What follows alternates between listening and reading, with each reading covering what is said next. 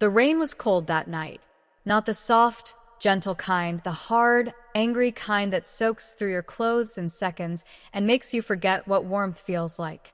I was 15 years old, standing on the front porch of the only home I'd ever known, watching the door slam shut in my face. My mother's voice echoed through the wood. "Don't you ever come back." I didn't move at first. I couldn't. My feet were frozen to the wet concrete, my mind struggling to process what had just happened. I hadn't done anything wrong, but that didn't matter. What mattered was that my sister Lily had told a lie, and my mother believed her. My name is Zunri. I was the middle child, not the favorite like Lily, not the responsible one like Lila. Just there, invisible until I wasn't. The lie was simple. Lily had broken our mother's favorite vase, an antique, passed down from our grandmother. She panicked. And when our mother asked what happened, Lily pointed at me. "She did it, Mom. I saw her. She was being careless, and it fell." I ser det her. That's not true. I wasn't even in the room.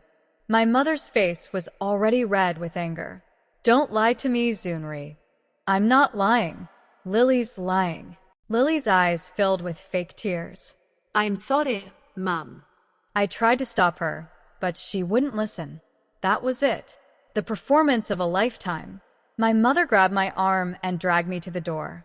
The storm had started an hour earlier. Thunder, lightning, rain coming down in sheets. "You're just like your father," she spat. Trouble. Nothing but trouble. I'd never met my father. He left before I was born. "Please, Mom. It's storming outside. I have nowhere to go. Should have thought of that before you broke my vase." She pushed me onto the porch. The rain hit me like a wall. I didn't break it. The door slammed shut. I stood there for what felt like hours, knocking, pleading, crying. No answer.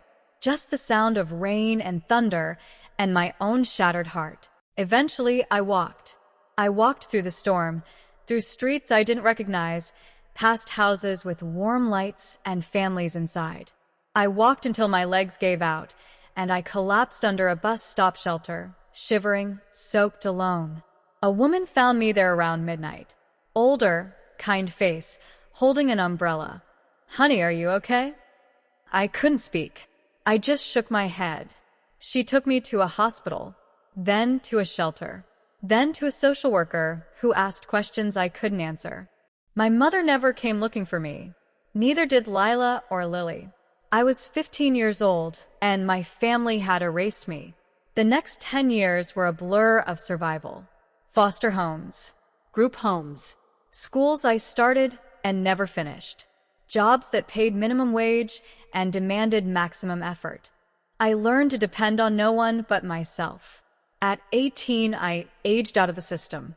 No family, no safety net, no plan.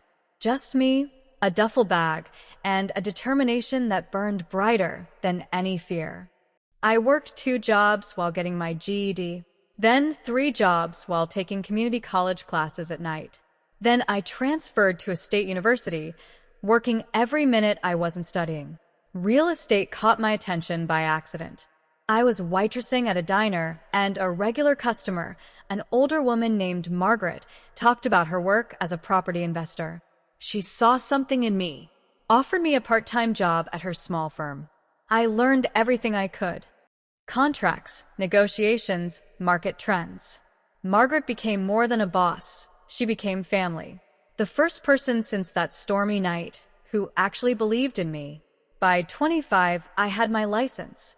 By 26, I'd bought my first property, a small fixer-upper. I renovated myself. By 28, I owned 3. By 30, I had a portfolio worth over $2 million. I never forgot that night. The rain. The door. The lie.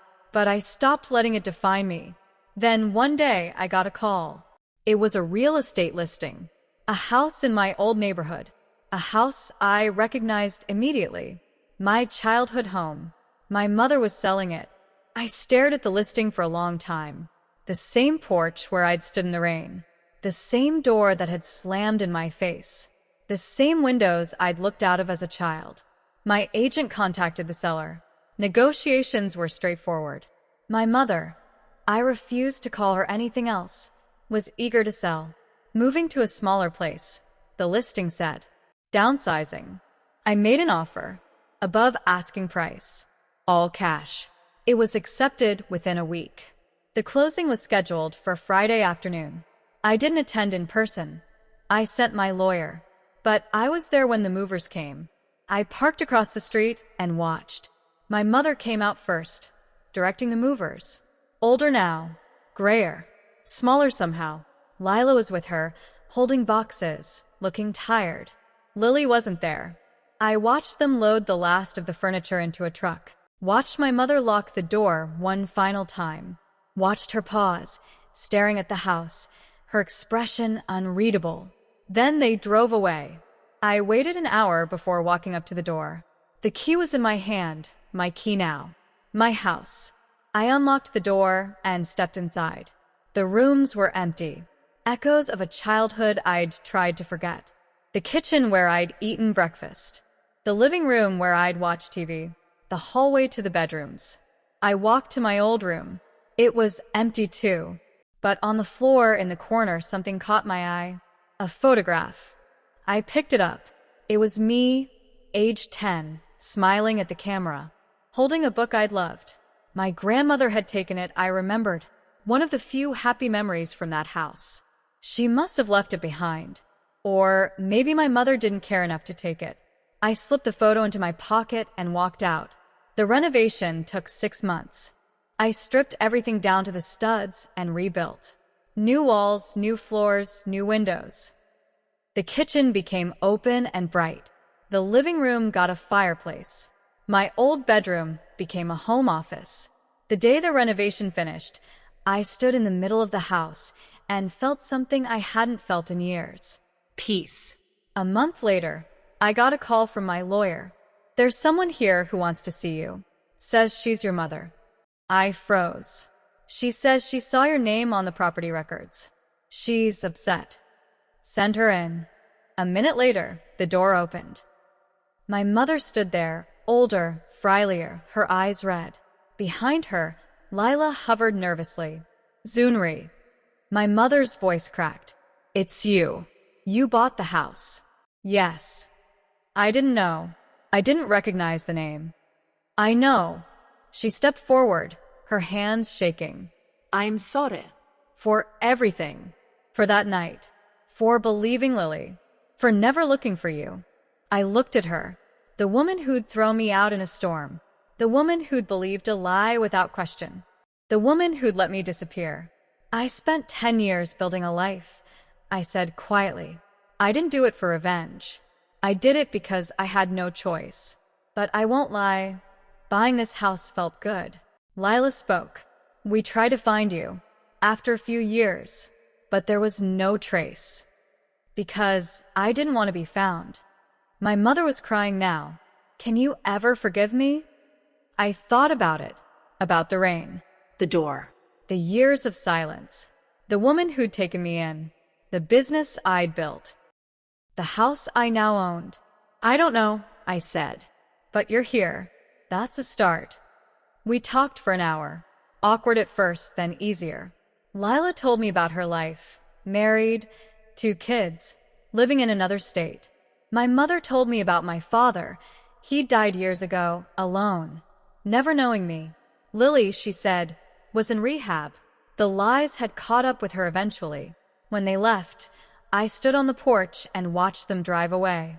The same porch where I'd stood in the rain 15 years ago. This time, the sun was shining. A lie got me thrown out into the rain at 15. 10 years later, I own the house she lived in. Not for revenge, for proof. Proof that I survived. Proof that I built something. Proof that the girl on that porch became someone worth becoming. And maybe someday that will be enough.